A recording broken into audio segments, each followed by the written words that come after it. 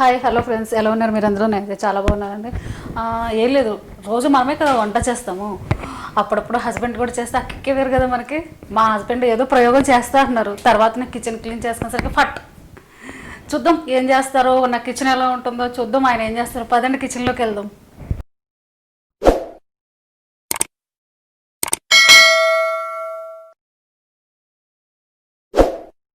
ఇంకొకటి మనకి రెగ్యులర్గా మన ఇళ్లలో చూస్తే పెరుగుతో పాటు కొన్ని పచ్చళ్ళు కూడా చేస్తుంటారు. అది ఏమిటంటే మామూలుగా పెరుగు పచ్చడి అని ఉంటారు అనమాట. దాంట్లో డిఫరెంట్ రకాలు అంటే వివిధ రకాలైన పద్ధతులైన మెటీరియల్స్ వేసి కూరగాయలు అవి ఇవి వేసి చేస్తుంటారు.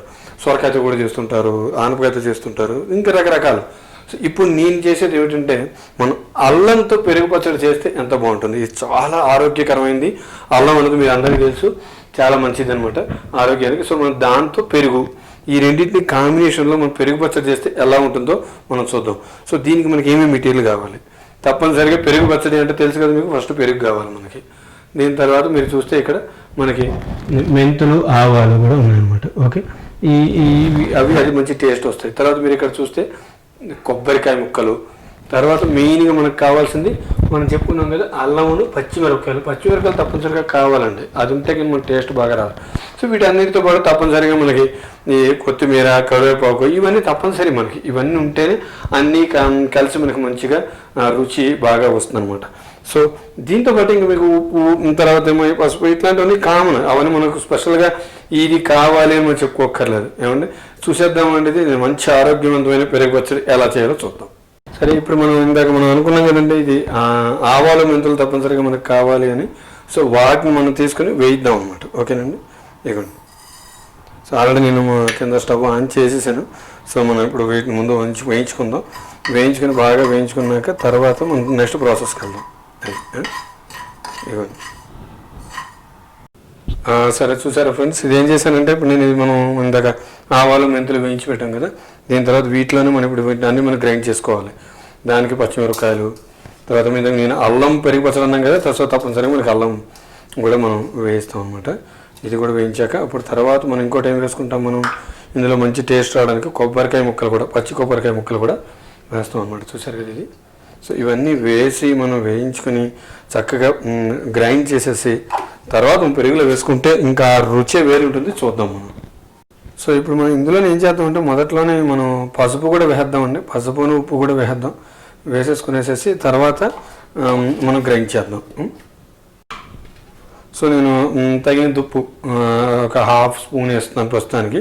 ఒకవేళ అవసరం ఇంకా కావాలంటే ఇంకొంచెం వేసుకోవచ్చు అనమాట. బట్ మనం తినే పద్ధతి ప్రకారం మీరు ఉప్పులు వేసుకోవాలి. ఇప్పుడు మనం గ్రైండ్ చేసేసుకున్నాం కాబట్టి ఇప్పుడు దాన్ని ఏం చేద్దాం, ఆ గ్రైండ్ చేసిన మెటీరియల్ అంతా కూడా మనం చక్కగా ఇందులో కలిపేసుకునేసేసి బాగా కలిపేసి పెరుగులను. ఓకే, తర్వాత ఇంకొక పని చేద్దాం. నేను మొదట్లో కూడా చెప్దాం అనుకున్నాను, కానీ ఇప్పుడు చెప్తున్నాను. దీంట్లో పైన చక్కగా మనం చిటపటలాడే పోపు అంటాం చూసారా. మనం పూర్వకాలంలో కూడా అందరూ చిటపటలాడే పోపు అని అంటారు. మనం కామెడీలో కానీ జోకుల్లో కానీ ఎక్కడైనా చిటపటలాడుతున్నారు, పోపు వేగుతున్నాడు అంటారు.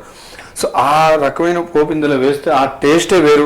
సో మనం అది కూడా, ఆ పోపు కూడా కొంచెం వేసుకొని అప్పుడు మనం చక్కగా దీన్ని తింటే అసలు ఇంకా రుచే వేరుంటుందంటే చూద్దాం మనం.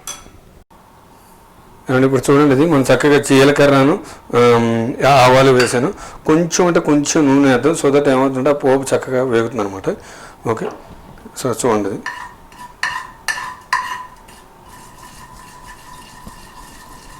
కొంచెం సేపు వేయించుకునేసేసి ఆ తర్వాత మనం దీన్ని చక్కగా దాంట్లో వేసేయచ్చు అనమాట. ఇప్పుడు ఇది వేగుతున్నప్పుడు ఏం చేద్దామంటే మనం చక్కగా లైట్గా ఈ కొత్తిమీర, కరివేపాకు కూడా అందులో వేద్దాం.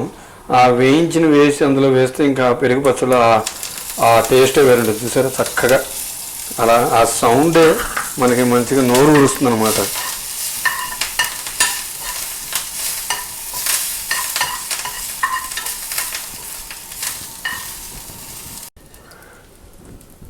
సో ఇప్పుడు ఆ పోపును మనం చక్కగా ఈ పెరుగు దాంట్లో వేసుకుంటే ఆ టేస్టే వేరుంటుంది. చూడండి, చక్కగా అందులో వేస్తున్నాను.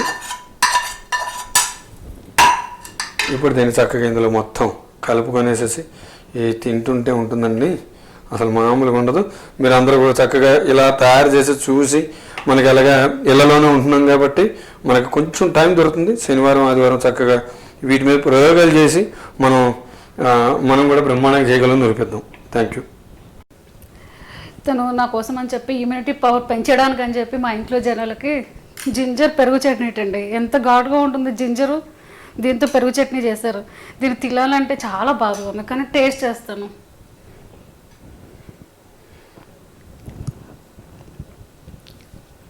ఘాట్ లేకుండా చాలా టేస్టీగా ఉంది.